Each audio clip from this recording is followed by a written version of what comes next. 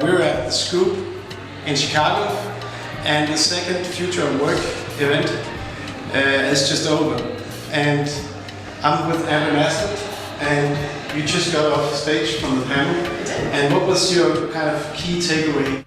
I think we're going to see a couple of different things. First of all, somebody mentioned it, and it was very accurate, that traditionally we rewarded individual accomplishment. So we have to break those systems a bit and figure out how to reward collaborative accomplishment and group contribution.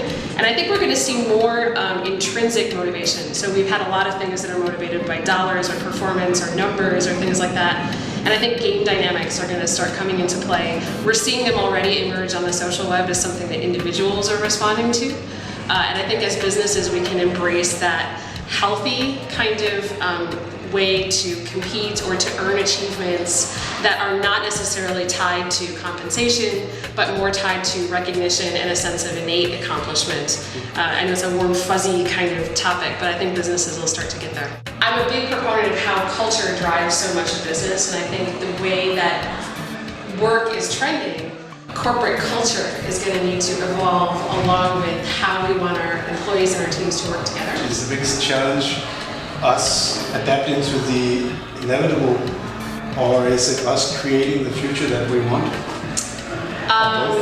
Wow, I think it's a little bit of both, because I think I'm a little bit of a fatalist. I believe there's certain things that are inevitable that you can't.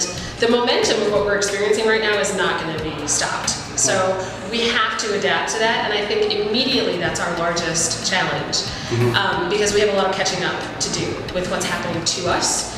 And once we get on solid footing, I think then it's going to be incumbent upon us as businesses to reinvent very proactively the way that we look at things, because we've been traditionally a very reactive, business world, and I think we've got to change that a little bit to respond to how fast things are happening to us.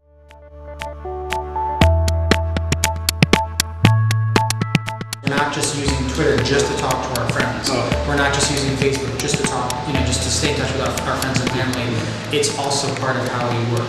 It's increasingly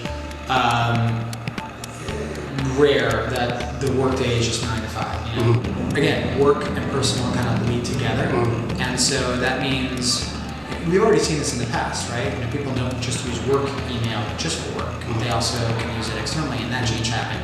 I think that we can look at networks and where they integrate either enterprise functionality and the two sort of connect. Really simple example, like on the intranet that I mentioned during our talk. It's a super simple thing, but I think it's a clue as to where this could be going. We just basically pull in a Twitter feed, and we have an account created that's specifically for an internal presence. But if you wanted to, you could communicate externally and put a hashtag and it brings it inside the firewall. But I think over time, we see if that keeps creeping into how we work. I think that these are clues that give us an indicator as to where things could be going. Thank you, Dave.